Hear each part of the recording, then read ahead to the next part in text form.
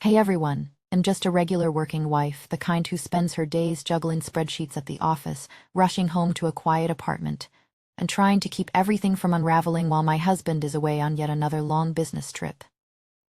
One phone call changed everything. She was hospitalized for months, doctors whispering about complications, and the weight of it settled heavy on all of us. That's when I offered to help my lonely father-in-law with the burdens at home. Achia's always been that tall, quiet man with strong hands that could fix anything, kind eyes that crinkled at the corners when he smiled, and a deep voice that used to wrap around me like safety itself. I told myself it was the right thing to do. Family, after all. But the first evening I stepped into their house without my mother-in-law there, something shifted. The air felt different, thicker. He looked at me across the dinner table, our eyes locking a little too long, and I felt this forbidden stir deep in my chest like a match struck in the dark. Every evening after work, my heart beating a little faster as I turned onto their street. I'd cook simple meals in that familiar kitchen, the one where I'd once helped my mother-in-law chop vegetables while laughing about nothing important. Now it was just him and me. I'd stir the pot while he leaned against the counter, close enough that I could feel the warmth radiating from his body through the thin fabric of his shirt. The shared space made everything intimate. The way our shoulders almost brushed when I reached for a plate, the soft sound of his breathing mixing with the hiss of the stove. Cleaning came next, me wiping down surfaces while he watched from the doorway, that deep voice of his asking about my day. Late-night talks followed in the quiet living room, lights dimmed low. Achidi share his worries about her condition, voice rough with exhaustion, and I'd listen, nodding, resting too close to his on the couch cushion. Day after day, alone in that big empty house, the air grew heavier with things we didn't say. I'd catch myself noticing how his presence filled the room, how the scent of his aftershave lingered on the air long after Achidi stepped away. Warm, woody, pulling at something inside me I didn't want to name. I kept telling myself it was nothing, just helping out. He was family. My husband's father. But every time our eyes met over the steam from the teacups, or when his fingers grazed mine passing the salt, a shiver would run through me. The silence between us felt alive, electric like the moment before a storm breaks. I'd doctor home afterward, windows down, trying to shake the warmth that clung to my skin, but it followed me. That quiet hunger growing in the spaces where I was supposed to feel only duty. One evening, the rain started pattering against the windows as I finished washing the dishes. He stood beside me at the sink, drying a plate, our arms so close I could feel the heat from his sleeve. He didn't move away. Neither did I. But all I could hear was the steady rhythm of his breath, slow and deep, matching the unsteady beat of my own heart. I wondered if he could sense it too. This pull, this dangerous gravity drawing us nearer in the half-light of the kitchen. And then, as I turned to hand him the last glass, our fingers touched again, lingering this time just a heartbeat longer than necessary. His eyes held mine, dark and searching, and for one breathless second, the whole world narrowed to that small point of contact. I forgot how to speak. I forgot why this was wrong. The ache started low, spreading like warm honey through my veins, and I knew. Something was waking up between us that shouldn't be. I pulled away first, murmuring something about needing to head home, but my voice trembled. He didn't stop me. Yet as I gathered my things, the house felt smaller, the distance between us heavier, with everything unsaid. Driving away through the rain, my hands gripped the wheel too tight, pulse racing, wondering how many more evenings like this I could handle before the almost moments turned into something I cowled and take back. I started noticing the small things first, the ones that shouldn't have mattered but did. When he passed me a plate at dinner, his fingers would brush mine, not pulling away right away. That extra second. It sent a spark up my arm, warm and unexpected, leaving my skin tingling long after. I'd catch him looking at the curve of my neck when I reached up to tie my hair, his gaze heavy like a touch I could almost feel. Stretching for a bowl on the high shelf, I felt him step in close behind me, his chest just grazing my back as he steadied the steps tool. The heat from his body pressed through my thin blouse, solid and steady, and for that brief moment the air between us thickened, making my breath catch in my throat. I told myself it was nothing, just an old man being helpful in his own home, but my pulse wouldn't listen. It raced every time, a quiet betrayal under my skin. That night, alone in my bed, the faint scent of his Sandoval's soap still clung to the collar of my shirt from where we'd stood too close earlier. I buried my face in it without thinking, then pulled back sharply, shame flooding my cheeks. "This is wrong," I whispered to the dark ceiling. "He's my husband's father. My mother-in-law is lying in that hospital bed, fighting every breath, and here I am, letting these thoughts creep in." My heart hammered with guilt, twisting like a knife, but underneath it, the memory of that light pressure against my back kept returning, soft and insistent. We were both lonely, weren't we? Just two people carrying too much weight in an empty house. Kindness, that's all it was, nothing more. Yet the warmth lingered, pulling at me like invisible threads, making sleep feel miles away. The old vinyl record became my secret weakness. Every evening he'd put it on, that slow jazz melody with the saxophone weaving through the quiet like smoke. The notes would drift from the living room while we washed dishes side by side, our hips almost touching at the sink. I'd feel my body respond before I could stop it, a flush rising under my clothes, remembering how his arm had brushed mine reaching for the sponge. Sal wrapped around me now, low and melancholic, turning the ordinary chore into something charged. I'd lean in just a fraction, craving the way his low laugh rumbled close when he told a small story from his past, vibrating through the narrow space between our shoulders. It made the kitchen feel smaller, the world outside irrelevant. I started waiting for that song, my steps quickening on the drive over, a hunger building that had nothing to do with the meal we shared. Why did it feel like relief when the music started? Like the rest of me could finally breathe, even as my mind screamed to stop noticing. One afternoon the tension coiled tighter without warning. He was handing me a glass of water after I dusted the shelves, our hands meeting again in that lingering way. His thumb grazed the inside of my wrist, accidental or not, and the electricity shot straight through me, making my knees weaken for a split second. I looked up and his eyes were on mine, darker than usual, searching in the dim light filtering through the curtains. Neither of us spoke. The air hummed with all the words we swallowed back, heavy and sweet like overripe fruit. I should have stepped away. Instead I stood there, letting the moment stretch, my breath shallow, the aches spreading slow and deep like a secret I couldn't bury anymore. Folding laundry in the quiet hallway, I replayed it obsessively, the way his presence filled every corner of the house now. The guilt clawed at me again, sharp and relentless. What kind of person was I, finding comfort in these stolen glances while she suffered? My husband trusted me to help. Not. Yet the pull grew stronger each day, a gravity I fought and lost to in the same heartbeat. The saxophone would start its lonely cry, and I'd feel myself surrendering to it, body heating with the memory of his nearness, mind fracturing between stop and don't stop. How much longer could I pretend this was only duty? The question hung there, unanswered, as the record played on and the distance between us shrank in ways no one else could see.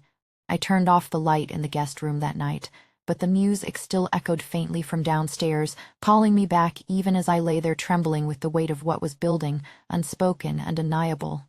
The rain started without warning that evening, hammering the roof like it wanted in.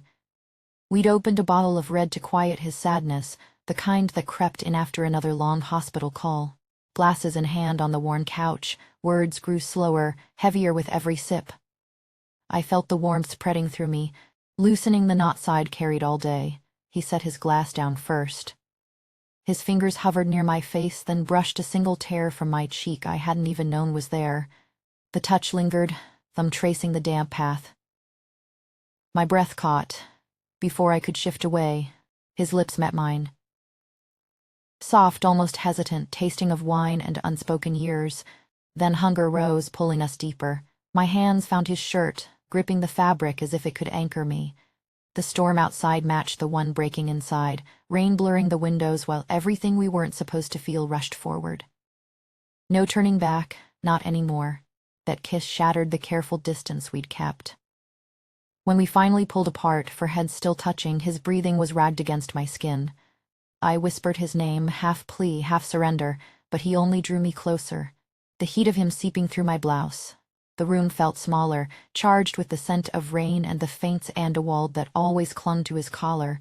My mind screamed this was wrong.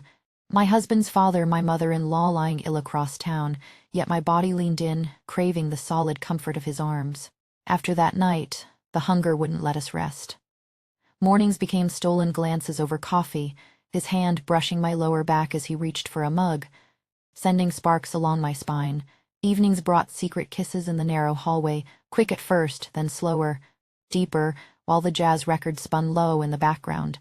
His fingers would slip under the edge of my clothes, tracing warmth against bare skin.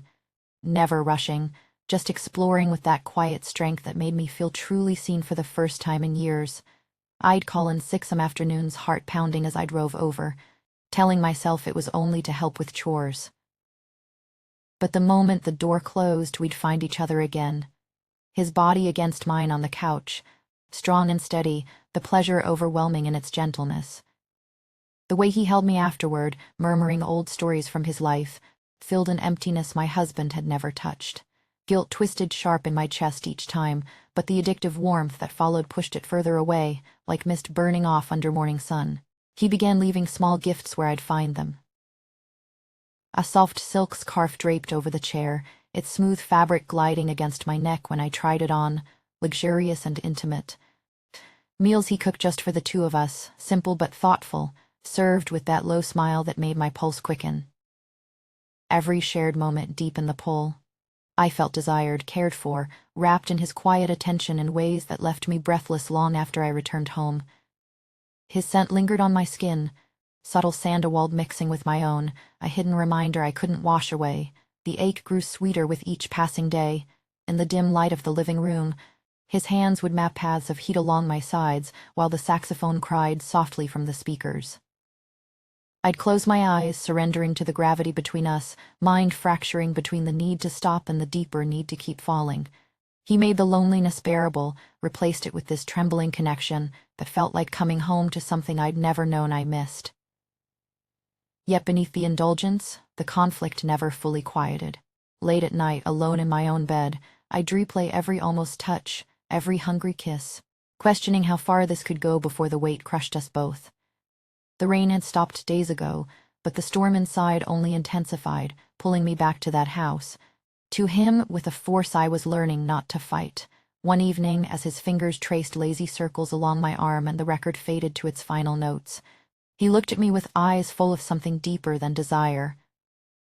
His voice was barely above a whisper when he said the words that made my heart stutter. But then his whisper hung there between us, unfinished, like a match struck in the dark.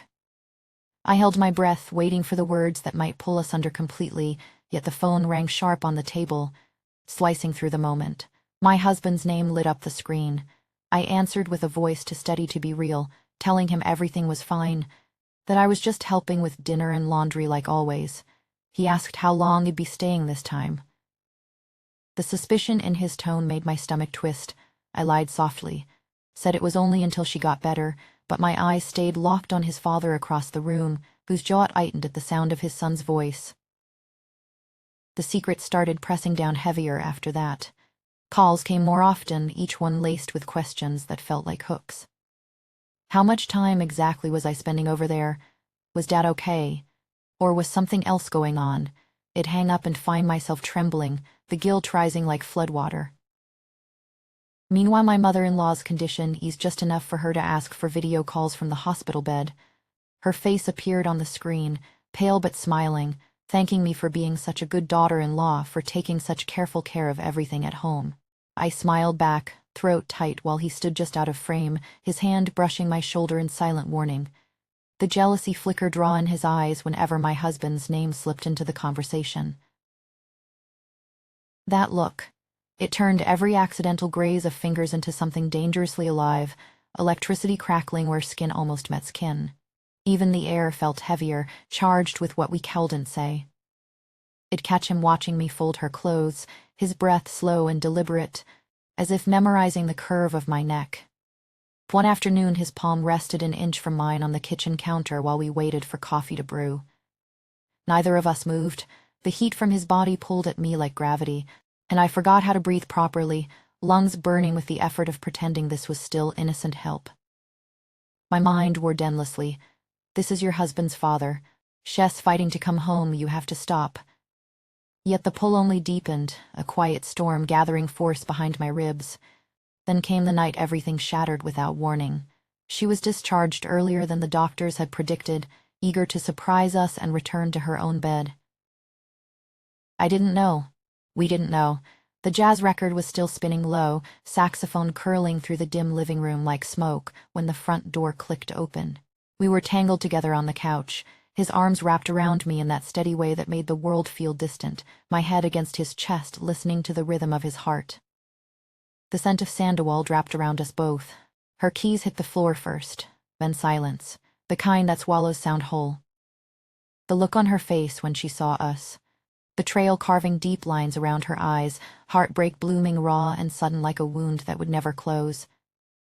She stood there, suitcase still in hand, the hospital bracelet loose on her wrist, staring at the daughter-in-law she had trusted and the husband whose loneliness she had carried for years. My chest caved in. In that frozen second I had to choose. End it forever right there, confess everything, or let the lie stretch on and lose pieces of myself I could never get back. I chose silence. I stood quickly, smoothing my blouse with shaking hands, murmuring something about helping her settle in, voice cracking at the edges. He didn't speak either. The record kept playing, indifferent as she turned away without a word, the door to their bedroom closing with a soft finality that echoed louder than any scream. Something inside me broke irreversibly that night. The ache didn't vanish. It twisted into something sharper, laced with shame that clung like damp clothes after rain. We never spoke of it again, not really. Polite nods over meals, my hands busy with trays and medicines, while his eyes followed me with a hunger now shadowed by regret. My husband called less, sensing the shift but never guessing the depth. She recovered slowly, her smiles thinner, her questions fewer, yet every video call after that carried an undercurrent I couldn't name. Looking back now, that whole chapter feels like a fever dream woven from loneliness, unspoken craving, and choices that still haunt the edges of my sleep. The faint trace of Sandoval on a passing stranger's coat can still tighten my chest with a mix of shame and longing I have no words to explain. It changed me in ways I carry quietly, like a scar beneath fabric no one else sees. The pull never fully faded. It lingers in quiet moments, reminding me how easily we can fall when duty and desire blur into the same trembling breath. If you've ever been caught between what you owe and what you ache for, drop a comment below and tell me your story, because the real fallout is only just beginning, and some storms never truly pass.